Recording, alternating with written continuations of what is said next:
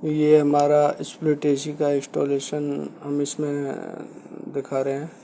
आप इसमें सीखेंगे कि कैसे स्प्लिट एसी इंस्टॉल किया जाता है, कैसे इंडोर लगाया जाता है और कैसे आउटडोर लगाया जाता है, और किन किन सावधानियाँ हमें देखनी होती हैं, क्या क्या सावधानियाँ हमें बरतनी होती हैं और क्या क्या टूल्स हमें यूज होते हैं। और इस वीडियो में आप सीखेंगे कि इंस्टॉलेशन नया एसी हो या पुराना हो, कैसे इंस्टॉल किया जाता है। तो नया हो या पुराना हो, सभी का तरीका एक ही होता है। तो ये हमारा स्प्लिट एसी है, नॉन इन्वर्टर 1.5 टन का। तो इसमें आज हम यही सिखाने वाले हैं कि कैसे इसको इंस्टॉल करते हैं, और इस वीडियो में आप सीखेंगे कि कैसे इंस्टॉलेशन किया जाता है। तो यदि आप चैनल पे नए हैं तो चैनल को सब्सक्राइब करें और बेल आइकन दबाना ना भूलें, और यदि वीडियो पसंद आए तो वीडियो को लाइक एंड शेयर करें। और ये एक हमारा स्प्लिट एसी है।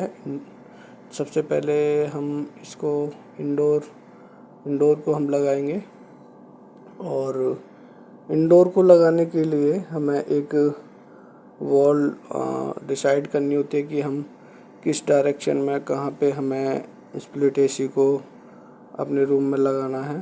तो पहले ये एक लोकेशन पता होना चाहिए कि कहाँ पे हम इंस्टॉल करने वाले हैं, और उसका जो पाइप है जो हम आउटडोर रखेंगे वो कहाँ पे हम इसको आउटडोर को हम सेट कर सकते हैं, कहाँ पे लगा सकते हैं, और उसकी पावर हम कहाँ से लेंगे। तो इसके साथ में ये कुछ चीज़ें हैं, इन चीज़ों को हमें ध्यान में रखना होता है। तो सबसे पहले इंडोर लगाने के लिए हमें एक ड्रिल मशीन की ज़रूरत होती है, और ड्रिल मशीन से हम होल करेंगे पत्ती को लगाने के लिए। इंडोर की जो पत्ती होती है इसी पे इंडोर सेट होता है, इसी में लॉक में फंसता है। तो ये हमारी जो पत्ती है, सबसे पहले इसके लिए हम मार्किंग कर लेंगे, लेवल चेक कर लेंगे इसका कि टेढ़ी वगैरह ना हो, जिससे ड्रेन वाटर लीकेज का प्रॉब्लम हो। तो जहाँ हमारा ड्रेन होगा उस साइड माइनर हल्का सा डाउन रखेंगे, जिससे जो ड्रेन पाइप है, जो ड्रेन वाटर होता है, वो आसानी से स्प्लिट एसी से बाहर निकल सके। और ये हम मार्किंग करने के बाद में, पत्ती को मार्किंग करने के बाद में, फिर हम ड्रिल मशीन से 6 mm की बिट से होल कर देंगे। और होल करने के बाद में फिर इसमें जो गिट्टी होती है उस गिट्टी को होल में लगाकर, जो स्क्रू है, जिप्सम ले सकते हो या कोई भी अच्छे स्क्रू लेके इसको, पत्ती को अच्छे से सेट हो जाएगा। और ये हमारा पत्ती का काम कंप्लीट होने के बाद में फिर हम देखेंगे कि जो साइड में हम एक होल करना होता है, और इस पत्ती, नीचे वाली पत्ती के पास में ही हम थोड़ा सा 1 या 1.5 इंच की दूरी पर ही होल करेंगे। जो हमारा वाटर लेवल होता है, ड्रेन पाइप निकलता है, उस ड्रेन पाइप के लिए हमें, और जो कॉपर पाइप होती है हमारी इंडोर में, उसको बाहर निकालने के लिए होल करना पड़ेगा। तो वो होल हम यहाँ पे करेंगे, जिससे जो हमारा ये ड्रेन है वो आसानी से इधर बाहर निकल सके और वाटर लीकेज की प्रॉब्लम ना रहे। तो ये होल करने के बाद में सबसे पहले हम ये भी देखना होता है कि यहाँ पे होल कर रहे हैं तो यहाँ पे कोई वायरिंग ना हो, या फिर कोई प्लम्बिंग का पाइप ना हो, या फिर कोई बीम ना हो, या कोई सरिया ना हो, ऐसी चीज़ें। तो वो भी देखना होता है कि बीम यदि होगा तो होल करने में दिक्कतें रहेंगी, फिर होल नहीं हो पाएगा, बीम को काटना तो सही नहीं होता। तो ये कुछ चीज़ें हैं जो सावधानियाँ रखनी होती हैं, देखना होता है कि कहाँ पे इंस्टॉल करना है, कहाँ पे नहीं। तो ये हम होल करने के बाद में जो इसकी पाइपिंग है वो बाहर निकाल देंगे। सबसे पहले इंडोर सेट हो जाएगा, उसके बाद में फिर हम आउटडोर को बाहर सेट करेंगे वॉल पे स्टैंड के साथ में। लेकिन अभी हम इस छेनी हथौड़ी की मदद से अच्छे से इसको होल कर लेते हैं, और जिससे जो सही पाइप है, कॉपर पाइप या ड्रेन पाइप, वो आसानी से बाहर निकल जाए। और इसमें एक हमारी पावर केबल होती है, उस पावर केबल को भी हमें बाहर निकालना होता है, जो इंडोर के साथ होती है, जो जिससे इंडोर को पावर दिया जाता है। और ये हमारी है, इसको बाहर निकाल लेंगे। एक हमारी इंडोर के लिए होती है सप्लाई देने के लिए पावर, और एक हमारी आउटडोर के लिए निकलती है, जो सीपी जाती है, आउटडोर वायर जाती है यहीं से इंडोर से। तो ये होने के बाद में फिर ये अच्छे से सेट कर लेंगे इसको, और नहीं तो इसको कवर को पहले इस इंडोर के कवर को बाहर निकालेंगे, जिससे आसानी से ये सेट हो जाए और अच्छे से लॉक में फंस जाए। इसमें जो इंडोर में 2 लॉक होते हैं पीछे की साइड में, उसको उस पत्ती पे फंसाना होता है, और जैसे ही वो लॉक सेट हो जाता है, हमारा इंडोर आसानी से उसमें फंस जाता है। तो हमारा इंडोर कहीं अच्छे से सेट हो जाएगा। फिर हम देखेंगे कि इंडोर के बाद में आउटडोर कहाँ पे लगाना है। तो आउटडोर की व्यवस्था जहाँ बालकनी में किस साइड में है, किधर है, वो हम डायरेक्शन अभी देखेंगे।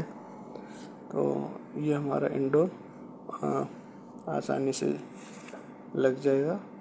इसको जो भी लॉक है, इसको अच्छे से सेट कर लिया। ये हमारा आउटडोर है।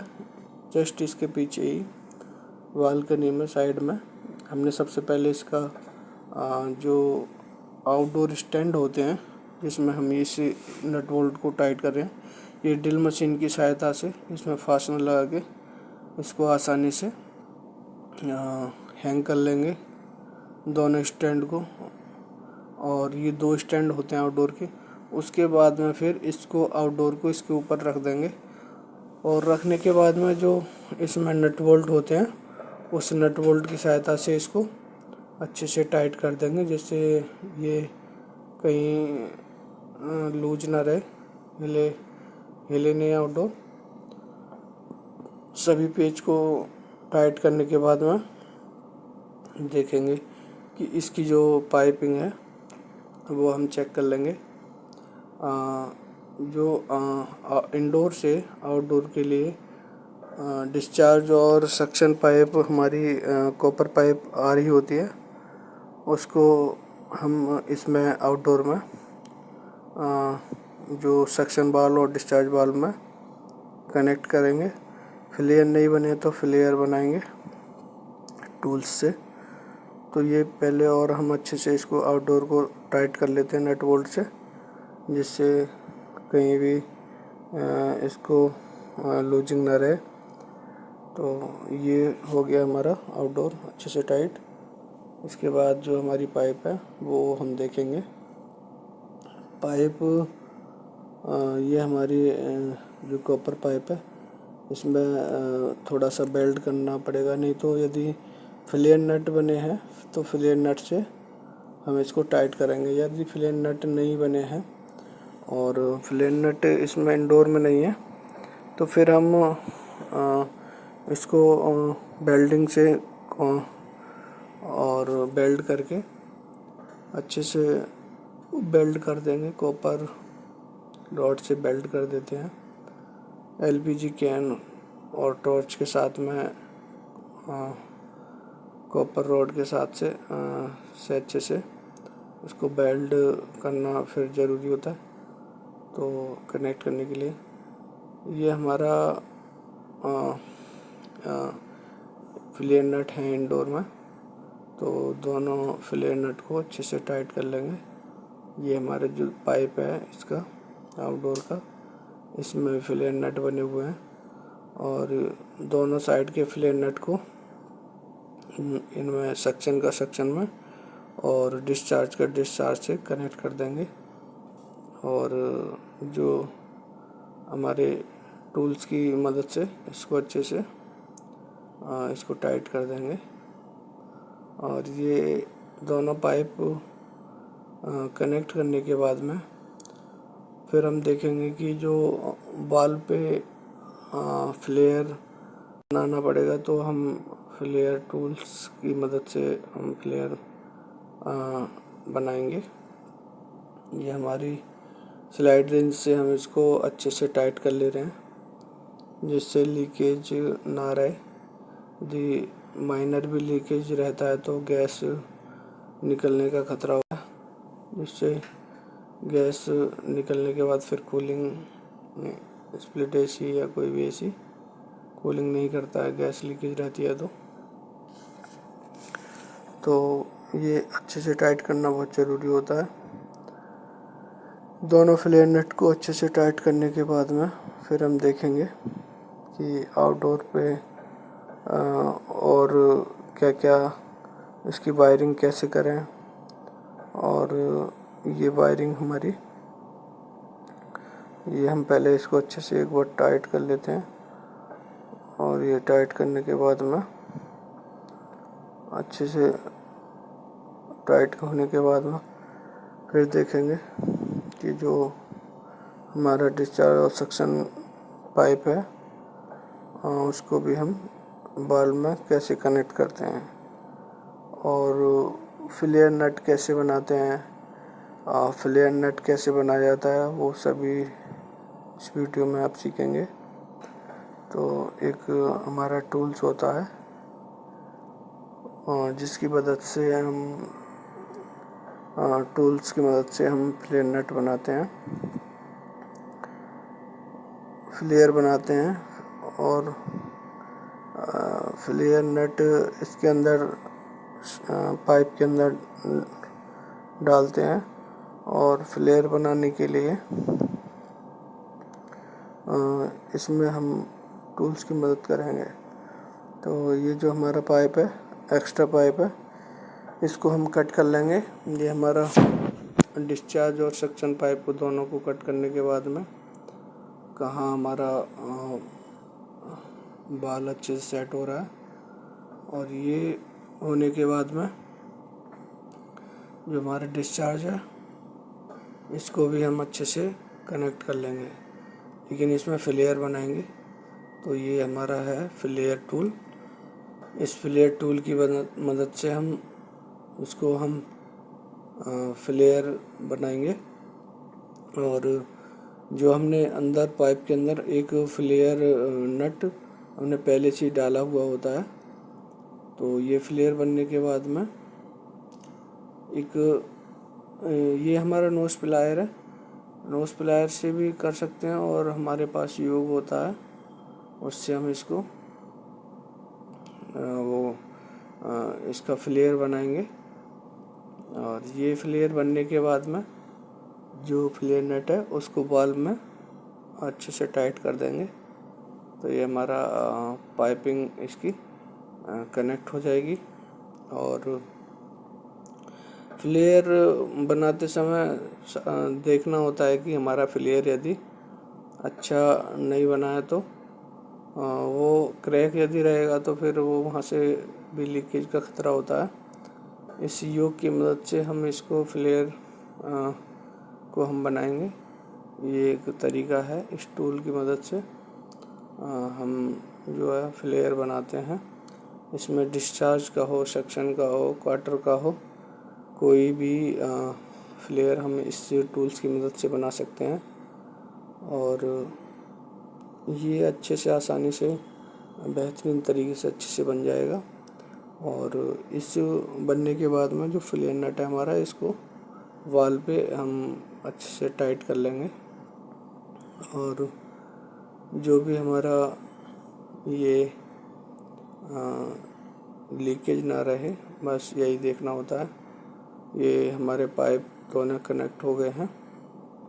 और ये कनेक्ट होने के बाद में फिर हम जो इसकी गैस है, हमने नया एसी हो या पुराना एसी है, जैसे नया एसी है तो उसमें भी गैस लॉक होती है आउटडोर में, उसको एलंकी की मदद से वाल से खोलना होता है। और इसमें भी हमने जो गैस है उसको लॉक करके रखा हुआ था, तो वो भी हमने इसको खोल दिया है। और खोलने के बाद में जो इसकी गैस है वो रिलीज हो चुकी है आउटडोर टू इंडोर तक सभी पाइपों में। और जो हमारी वायरिंग है वो बहुत सिंपल है। ये इसका जो इंडोर का टॉप है, जो हम इसमें 16 एम्पेयर का टॉप है, जो पावर बोर्ड में हम लगा देंगे जहाँ हमारा पावर पॉइंट दिया होता है। तो ये हमारे एक पावर पॉइंट है, हमने बाहर दिया है, तो इसमें 16 एम्पेयर यूज होता है। इसमें इसको कनेक्ट कर देंगे और ये कनेक्ट होने के बाद में इंडोर हमारा हो गया, आउटडोर हो गया, इसकी पाइपिंग होगी और पावर हमने इसको कनेक्ट कर दिया है। और इसके बाद में फिर हम चेक करेंगे कि जो हमारी पाइपिंग है वहाँ पे जो इसको अच्छे से कवर कर लेंगे इंसुलेशन से। ये कवर करना इसलिए ज़रूरी होता है कि जो हमारी कूलिंग कॉइल है उस पर फ़र्क पड़ता है, और इसीलिए इसको अच्छे से कवर करना बहुत ज़रूरी है। और जो हमारा ड्रेन पाइप है उसको भी हम अच्छे से किसी पाइप में कनेक्ट कर देंगे जहाँ पे हमें पानी हमारा गिरता रहे। तो ये सब होने के बाद में हम इंडोर को फिर ऑन करेंगे। ऑन करने के बाद में हमने गैस रिलीज कर ही दी है, इसकी जो आउटडोर के बाल्ब से वो खोल देंगे, उसका भी अलग वीडियो है तो आप देख सकते हैं। इसमें जैसे हमने ये इसको कवर कर दिया और इसके बाद में जो हमारा इंडोर है वो ऑन करने के 3 मिनट बाद हमारा आउटडोर स्टार्ट हो जाएगा। तो इसमें जो कंप्रेसर है, जैसे ही कंप्रेसर ऑन होगा हमारा एसी कूल करने लगेगा। तो ये हमारे जो इंडोर से आउटडोर के लिए वायरिंग आ रही है और वो बहुत सिंपल है। इसमें एक फेस होता है, एक न्यूट्रल होता है और एक अर्थ होता है। तो न्यूट्रल ब्लैक को ब्लैक में और फेस को फेस में कनेक्ट कर देंगे। और ये करने के बाद में जो हमारा इंडोर है, इंडोर का जो कवर है उसको हम लगा देंगे और जो भी इसके स्क्रू हैं और उसको सेट कर लेंगे, अच्छे से लगा देंगे, टाइट कर लेंगे स्क्रू ड्राइवर की मदद से, जो भी पेच हैं इसमें। और ये कवर लगाने के बाद में फिर हम देखेंगे जो इसका सेंसर है उसको भी हम इसी में लगा देंगे, जिससे हमारा रिमोट से अच्छे से वर्क करे। तो ये हमारा सेंसर है, इसमें हम इसके स्क्रू हैं वो भी हम इसमें टाइट कर देंगे। और स्क्रू टाइट करने के बाद में एसी को हम ऑन करेंगे, कम से कम 2 से 3 मिनट का वेट करेंगे। जैसे हमारा आउटडोर ऑन होगा, कंप्रेसर ऑन होगा, तो हमारा एसी कूल करने लगेगा। ये एक पूरा तरीका है। इसमें इंडोर कैसे हम लगा सकते हैं, आउटडोर कैसे हम लगा सकते हैं, जो इसकी पाइपिंग होती है वो उसको कैसे आउटडोर में कनेक्ट किया जाता है, और जो इसकी वायरिंग है इंडोर की, कहाँ वायरिंग पावर कैसे दी जाती है, आउटडोर के लिए कैसे दिया जाता है।